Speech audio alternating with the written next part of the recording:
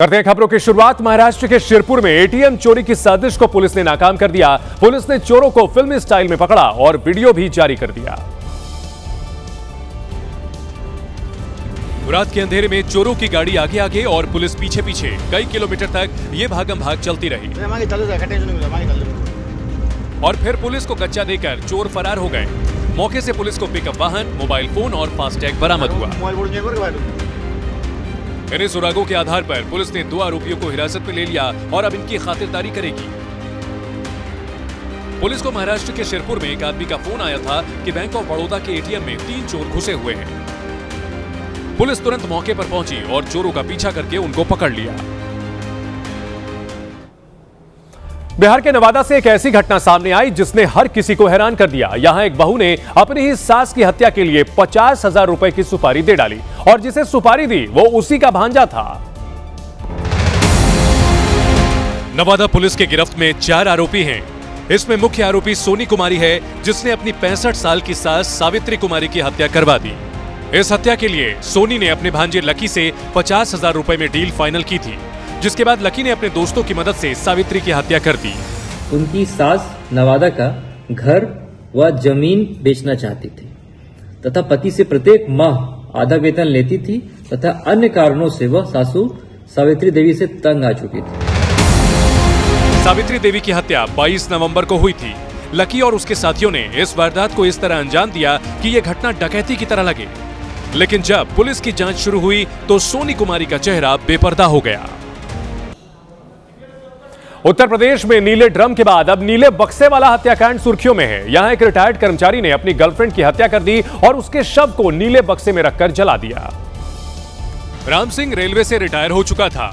घर में उसकी पत्नी और बेटे भी थे, लेकिन फिर भी उसने प्रीति नाम की एक दूसरी महिला से दोस्ती कर रखी थी। राम सिंह प्रीति के साथ किराए के इसी मकान में रहता था जहां उसने इस वारदात को अंजाम दिया। और हैरानी की बात तो ये थी कि इस हत्याकांड में राम सिंह का साथ उसकी पत्नी और बेटे ने भी दिया। यही वो घर है जिसमें रिटायर्ड प्रेमी के साथ प्रेमिका रहती थी। पहले इस घर में किसी बात को लेकर उनसे झगड़ा हुआ। झगड़े के बाद रिटायर्ड रेल कर्मी ने अपने पुत्र के साथ और अपनी पत्नी के साथ मिलकर उसकी हत्या कर दी। फिर उसके शव को यहाँ पर एक बक्सा रखा था, जो नीले कलर का बक्सा बताया जा रहा है, ये उसका फ्रेम है। इसी बक्से में उसकी डेड बॉडी को रखा, फिर इसमें आग लगा दी, इसको जलाया गया। उसके जो शव के अवशेष थे उसको भर भर कर, उसकी राख को भर के तालाब और नदी में यहीं से कम 3 से 4 दिन ले जाकर फेंकता रहा। पुलिस ने जब बक्सा खोला तो अंदर सिर्फ कोयले के कुछ टुकड़े बचे थे। इस रिटायर्ड रेलकर्मी का इतिहास आप सुनेंगे तो आप भी हैरान रह जाएंगे, क्योंकि इस शख्स ने पहले से ही 2 शादियां की हुई थी और तीसरी महिला के साथ किराए के कमरे में लिव इन में रह रहा था।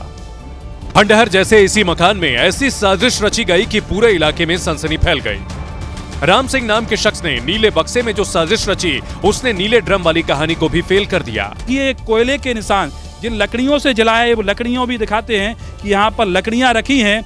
इन लकड़ियों को उस बक्से में डाला गया और बक्से को फिर आग लगा दी गई। राम सिंह के चरित्र के बारे में परिवार को भी सब कुछ पता था और तभी तो बेटे और दूसरी पत्नी ने भी उसका पूरा साथ दिया और अब पुलिस की गिरफ्त में है। इस पूरे मामले में 3 लोगों को गिरफ्तार किया है और उनसे पूछताछ जारी है, जिसमें उसकी पत्नी रिटायर्ड रेलकर्मी की और उसका एक बेटा, एक दूसरी पत्नी का बेटा, यानी कि उसकी 2 पत्नियां थी और यहाँ प्रेमिका के साथ लिव इन में रह रहा था। बताया जा रहा है कि प्रीति राम सिंह से पैसों की डिमांड कर रही थी, जिसको लेकर दोनों के बीच झगड़ा हुआ और राम सिंह ने ये खूनी साजिश रच डाली। राम सिंह ने अपनी साजिश को अंजाम तक पहुंचा भी दिया था, लेकिन तभी वो एक गलती कर बैठा। उसने बक्से को ठिकाने लगाने के लिए जिस टैक्सी ड्राइवर को बुलाया, उसी ने इस खौफनाक साजिश का भंडाफोड़ कर दिया। राम सिंह ने जब शव के अधिकतर अवशेष नदी और तालाब में फेंक दिए तो उसने बक्से को ठिकाने लगाने की तैयारी की। इसके लिए उसने एक टैक्सी ड्राइवर को बुलाया। बक्से को ठिकाने लगाने के लिए जो रेल कर्मी ने अपनी पत्नी और बेटे के साथ मिलकर एक टैक्सी चालक को हायर किया और टैक्सी चालक जब उस शव को ले जा रहा था तो कहीं ना कहीं उसको शक हुआ और उस बक्से से स्मेल आई। उसके बाद टैक्सी चालक ने पूरी जानकारी पुलिस को दी। टैक्सी ड्राइवर ने जैसे ही बक्से को देखा वैसे ही उसे शक हुआ और यहीं से राम सिंह की करतूत का खुलासा होना शुरू हो गया। हमने उससे वहीं कहा कि हम नहीं ले जा रहे, लेकिन उसने कहा ले चलो, तो हम लेके आ गए। फिर हमें शंका हुई तो हमने आप लोगों को बुलाया और बस। तो क्या बक्से में कुछ हमें ऐसा डाउट लगा कि उसमें कुछ वो हड्डियां हैं किसी की, उसमें मर्डर अडर लग रहा था हमें किसी। कुछ ही देर में पुलिस राम सिंह के घर पहुंच गई, जहां उसका बेटा और पत्नी मौजूद थे। उनकी मौजूदगी में ही बक्से को खुलवाया गया। घर के सामान की तलाशी ली गई और बक्से के अंदर का नजारा देखकर पुलिस भी समझ गई कि माजरा क्या है। मध्य प्रदेश के जबलपुर में बरेला हाईवे रोड पर उस वक्त दहशत फैल गई जब तेज रफ्तार कार ने 13 महिला मजदूरों को रौंद दिया। इस दर्दनाक हादसे में 2 महिलाओं की मौत हो गई। कार सवार मौके से फरार हो गया और सड़क पर चीख पुकार मच गई। रास्ते से गुजर रहे लोग इस भयंकर हिट एंड रन को देखकर सहम गए। घायल महिला मजदूरों को पुलिस और स्थानीय लोगों ने अस्पताल पहुंचाया। 2 महिलाओं की इलाज के दौरान जान चली गई, वहीं कुछ की हालत गंभीर बनी हुई है। बताया जा रहा है कि महिला मजदूर सड़क पर पेंटिंग का काम करने के बाद खाना खा रही थी, तभी एक तेज रफ्तार कार ने इन्हें रौंद दिया और ड्राइवर भाग गया। हरियाणा के सिरसा में एक गरीब आदमी रातों रात करोड़पति बन गया जब उसका जैकपॉट लग गया। पृथ्वी सिंह की पूरे 10 करोड़ की लॉटरी लगी है। और जैसे ही परिवार को लॉटरी लगने की खबर मिली, बेटे के स्वागत में उन्होंने ढोल नगाड़े बजवा दिए। 10 करोड़ की लॉटरी लगने पर परिवार वालों की खुशी का ठिकाना नहीं था। वो झूमने नाचने लगे। रातों रात करोड़पति बनने की यह कहानी सिरसा के मोहम्पुरिया गांव के पृथ्वी सिंह की है। 35 साल के पृथ्वी सिंह मजदूरी और कार चलाने का काम करते हैं। उन्होंने 500 रुपए की लॉटरी खरीदी थी। पृथ्वी सिंह के पास फोन आया था कि आपकी लॉटरी लगी है। पहले तो उन्हें लगा ये मजाक है, लेकिन जैसे ये खबर पक्की हुई, जश्न शुरू हो गया। तेलंगाना के करीमनगर से पति पत्नी का ऐसा गुनाह सामने आया है जिसे सोचकर भी लोग सहम जाएं। इस गुनाह में पत्नी हुस्न का जाल बिछाती थी और पति उसका वीडियो शूट करता था। खूबसूरत दिखने वाली पत्नी सोशल मीडिया पर लोगों को फंसाती थी, अपने पास बुलाती थी और रात गुजारती थी, जबकि उसका पति छिपकर वीडियो शूट करता था। इसके बाद दोनों पति पत्नी उस शख्स को वीडियो के जरिए ब्लैकमेल करते थे और मोटी रकम वसूलते थे। गिरफ्त में आने के बाद इस दंपति ने कबूल किया कि अब तक वो 1500 से ज्यादा लोगों को हनी ट्रैप के इस जाल में फंसा चुके हैं, जिसमें से कई लोगों के साथ इस महिला ने अपने पति की सहमति से संबंध भी बनाए। इस दंपति ने बताया कि वो कर्ज के दलदल में फंस गया था और इसी से बाहर निकलने के लिए दोनों ने मिलकर हनी ट्रैप का नेटवर्क शुरू कर दिया। हनी ट्रैप के इस धंधे से दोनों के पास पैसे आने लगे। पहले इन्होंने कर्ज उतारा, फिर शौक पूरे करने लगे। इन दोनों ने कुछ दिन पहले ही 65 लाख रुपए की जमीन और 10 लाख रुपए की कार भी खरीदी थी। हरियाणा के नूंह से हादसे की डरावनी तस्वीरें आई हैं, जहां के कुंडली मानेसर पलवल एक्सप्रेसवे पर ट्रेलर के अचानक ब्रेक लगाने से कई गाड़ियां भिड़ गई। इसमें 2 लोगों की दर्दनाक मौत हो गई। गाड़ियों की टक्कर के बाद लोग संभलते, उससे पहले ही आग लग गई।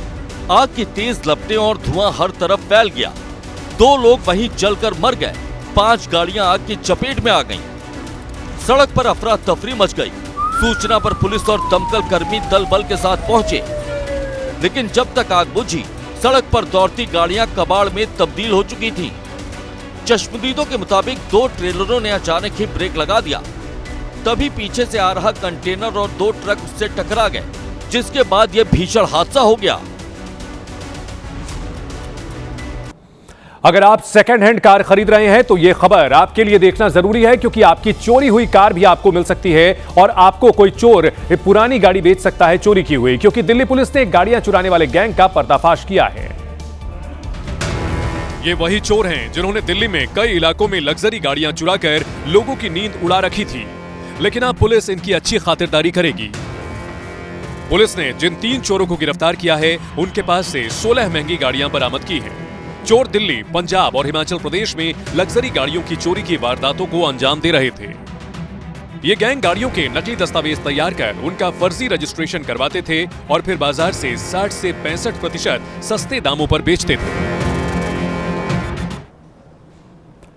राजस्थान के भीलवाड़ा में तेज रफ्तार कार के सामने एक ऊंट के आ जाने से जोरदार भिड़ंत हो गई। टक्कर इतनी भीषण थी कि कार चला रहे सलीम नाम के व्यक्ति की मौके पर ही मौत हो गई, जबकि ऊंट भी बुरी तरह से घायल हो गया। भयानक टक्कर के बाद ऊंट कार की छत पर जा गिरा। ऊंट कार के अंदर ही फंस गया, जिसे बाहर निकालने में पसीने छूट गए। कार से टकराने की वजह से ऊंट को भी चोटें आई और वो दर्द के मारे कराहता रहा। लोगों ने ऊंट को कार से नीचे उतारने के लिए रस्सी बांधकर खींचा, लेकिन ऊंट को बाहर नहीं निकाला जा सका, जिसके बाद क्रेन मंगाई गई और करीब आधे घंटे की मशक्कत के बाद घायल ऊंट को कार से नीचे उतारा जा सका। गुजरात का अहमदाबाद भीषण सड़क हादसे से दहल उठा, जहां एक सरकारी बस और फॉर्च्यूनर कार की जोरदार टक्कर हो गई। इस हादसे में एक व्यक्ति की दर्दनाक मौत हो गई है। टक्कर कितनी जोरदार थी, इसकी कहानी ये तस्वीरें बयां कर रही हैं। मजबूत माने जाने वाली फॉर्च्यूनर कार की हालत देखी। पहले बस से टक्कर और फिर डिवाइडर से भिड़कर कार के परखच्चे उड़ गए। बस का भी आगे का हिस्सा पूरी तरह खत्म हो गया। एक व्यक्ति की मौके पर ही सांसें थम गई, जबकि 3 लोग गंभीर रूप से घायल हैं। हर तरफ कार के टुकड़े बिखरे दिखे, जिससे व्यस्त सड़क पर लंबा जाम लग गया। पुलिस ने जेसीबी की मदद से रास्ता साफ किया, जिसके बाद ट्रैफिक खुल सका। तमिलनाडु से एक ऐसी तस्वीर आई जिसको देख आप हैरान रह जाएंगे। यहां के मरचुकट्टी में एक बस में भीषण आग लग गई, जिसे बुझाने में फायर ब्रिगेड को काफी मुश्किलों का सामना करना पड़ा। जिस वक्त बस में आग लगी वो यात्रियों से भरी थी। स्लीपर बस में आग तेजी से फैली। वो तो भला हो कि जैसे ही आग भड़की सभी लोग सुरक्षित बस से नीचे उतर चुके थे, नहीं तो सामान के साथ जिंदगियों का भी नुकसान हो जाता। आग का गोला बनी बस रामेश्वरम से बेंगलुरु जा रही थी। बस में 36 यात्री सवार थे। सूचना पर पहुंची फायर ब्रिगेड ने आग तो बुझा दी, लेकिन तब तक बस की हालत ऐसी हो चुकी थी। यूपी के अमरोहा में घने कोहरे के कारण कई गाड़ियां एक दूसरे से टकरा गई। नेशनल हाईवे पर घने कोहरे की वजह से विजिबिलिटी बहुत कम थी और इसी वजह से सड़क तक दिख नहीं रही थी।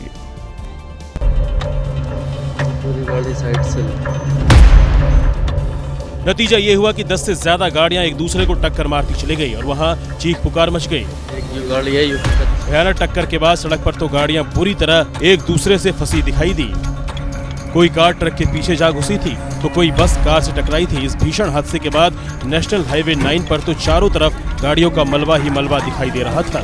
10 गाड़ियों की टक्कर में करीब 15 लोग घायल हुए हैं, जिन्हें अस्पताल में भर्ती कराया गया है।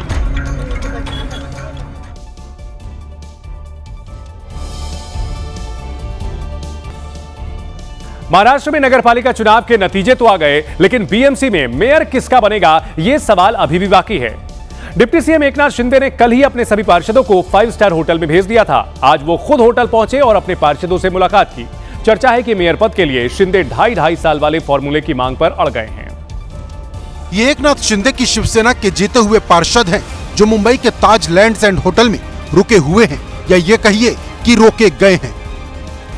ये पार्षद जब होटल में पहुंचे तो शिवसेना नेता शीतल मात्रे ने माथे पर तिलक लगाकर इनका स्वागत किया।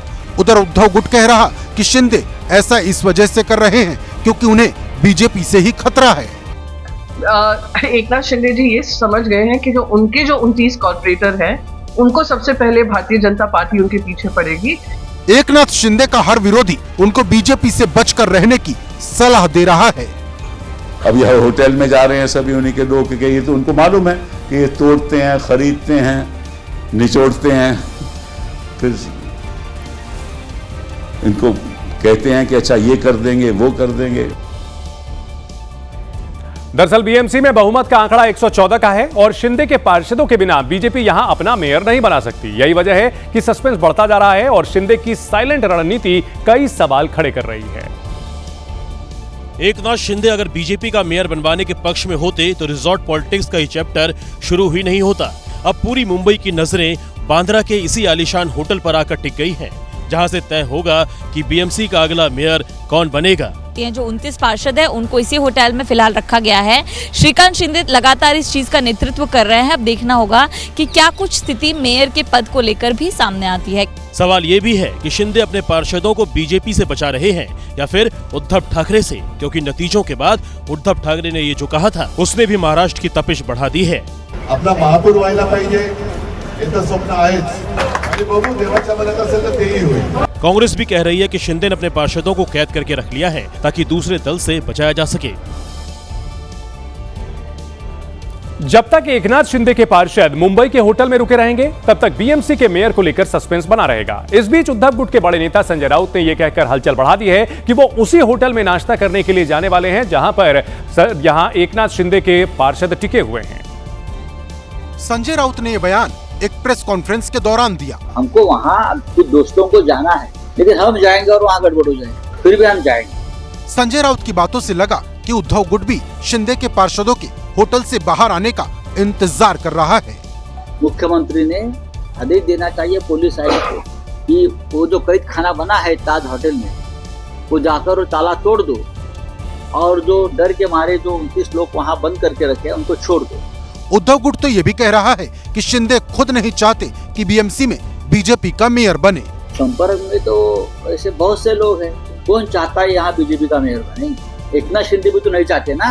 अब शिंदे की शिवसेना ने संजय राउत पर पलटवार किया है। इस संजय राउत जैसे जो महा अल्हड़ बेवकूफ टाइप के लोग हैं, वो इस तरह के दिन में सपने देखे हैं। मुंबई में जबरदस्त सियासी हलचल चल रही है और यह हलचल तब तक खत्म नहीं होगी जब तक बीएमसी का मेयर ना चुन लिया जाए। लेकिन इन सबके बीच सीएम देवेंद्र फडणवीस विदेश दौरे के लिए रवाना हो गए हैं, जिसने बीएमसी के नए मेयर का इंतजार बढ़ा दिया है। आधी रात को ही सीएम फडणवीस ने सोशल मीडिया पर एयरपोर्ट की ये तस्वीरें शेयर की और बताया कि वो वर्ल्ड इकोनॉमिक फोरम में हिस्सा लेने के लिए स्विट्जरलैंड के दावोस जा रहे हैं। सीएम फडणवीस जब स्विट्जरलैंड पहुंचे तो वहां की तस्वीरें भी सोशल मीडिया पर शेयर की।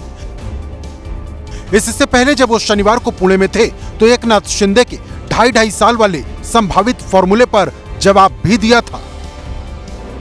महापौर कोण, महापौर कधी, महापौर किती वर्ष वगैरे सगळ्या गोष्टी शिंदे साहेब आणि मी आणि आमची दोन्हीकडची नेते मंडळी आम्ही बसवून ठरवू, काही त्यात वाद येणार नाही। छान पद्धतीने दोन्ही पक्ष आम्ही मुंबई चालवून दाखवू। देवेंद्र फडणवीस ने संतुलित तरीके से हर सवाल का जवाब दिया, लेकिन बीजेपी के कई बड़े नेता ये दावा ठोक चुके हैं कि बीएमसी में मेयर बीजेपी का ही बनेगा। वाराणसी के मणिकर्णिका घाट पर मूर्ति तोड़ने का विवाद और बढ़ गया है। यूपी के मुख्यमंत्री योगी आदित्यनाथ ने कहा कि साजिश के तहत विवाद खड़ा किया जा रहा है। उन्होंने कहा कि कुछ लोग हैं जिन्होंने विरासत को बदनाम करने की सुपारी ले रखी है। मणिकर्णिका की मूर्ति के मुद्दे पर सीएम योगी के बयान के बाद बीएसपी प्रमुख मायावती ने एक्स पर अपनी पोस्ट में लिखा कि वाराणसी में अहिल्याबाई होलकर की मूर्ति को हटाए जाने की खबर न केवल भारी चर्चाओं में है, बल्कि इससे समाज के एक बड़े वर्ग में काफी रोष, आक्रोश भी व्याप्त है। इस अति दुर्भाग्यपूर्ण घटना को लेकर सरकार को अपनी स्थिति स्पष्ट करनी चाहिए ताकि लोगों की आस्था व भावनाएं आहत ना हों। अखिलेश यादव ने भी मूर्ति विवाद पर सरकार को घेरा। ये दुर्भाग्य है कि ऐसी सरकार है जो हेरिटेज, हिस्ट्री को बर्बाद करना चाहती है। कम से कम वो लोग जो धार्मिक और सनातन की बात कर रहे हैं, इन्हें संरक्षण करना चाहिए, इतिहास को और अच्छा बनाना चाहिए, बल्कि इतिहास को नष्ट नहीं करना चाहिए। मणिकर्णिका घाट मूर्ति मामले को लेकर कांग्रेस भी सरकार पर हमलावर है। कांग्रेस के बड़े नेता सोशल मीडिया के जरिए सरकार पर धरोहर तोड़ने का आरोप लगा रहे हैं, तो वहीं वाराणसी के कांग्रेस कार्यकर्ता सड़क पर प्रदर्शन करते दिखे हैं। कांग्रेस के कार्यकर्ता वाराणसी के दुर्गा कुंड स्थित पुरातात्विक सर्वेक्षण विभाग का निरीक्षण करने पहुंच गए थे, लेकिन काशी की पुलिस ने उन्हें रोक लिया और उनमें से कई कार्यकर्ताओं को तुरंत हिरासत में ले लिया। कांग्रेस नेताओं ने पुलिस एक्शन का विरोध जताया, लेकिन पुलिस ने उन्हें मौके से हटा दिया। अगर एआई के द्वारा जनरेट है, मैं ये दावे के साथ कैमरा कह रहा हूँ, तो मेरे खिलाफ मुकदमा दर्ज करके मेरे खिलाफ वैधानिक कार्रवाई करिए। नहीं है तो ये मोदी जी बनारस की जनता से, देश की जनता से चल के बनारस से माफी मांगे। कांग्रेस का दावा है कि वहां से जो तस्वीरें आई हैं या जो भी वीडियो सामने आ रहे हैं वो स्थानीय लोगों ने बनाए हैं। अगर वो एआई जनरेटेड है तो नरेंद्र मोदी जी और आदरणीय योगी आदित्यनाथ जी सही वीडियो दिखा देना वहां का कि क्या आपने तोड़ा है। बड़ी खबर आ रही है, गाजा शांति सम्मेलन के लिए पीएम मोदी को न्योता भेजा गया है। अमेरिकी राष्ट्रपति डोनाल्ड ट्रंप ने पीएम मोदी को न्योता दिया है। गाजा शांति बोर्ड के अध्यक्ष हैं अमेरिकी राष्ट्रपति ट्रंप और इसमें उन्होंने प्रधानमंत्री नरेंद्र मोदी को भी शामिल होने का न्योता भेजा है।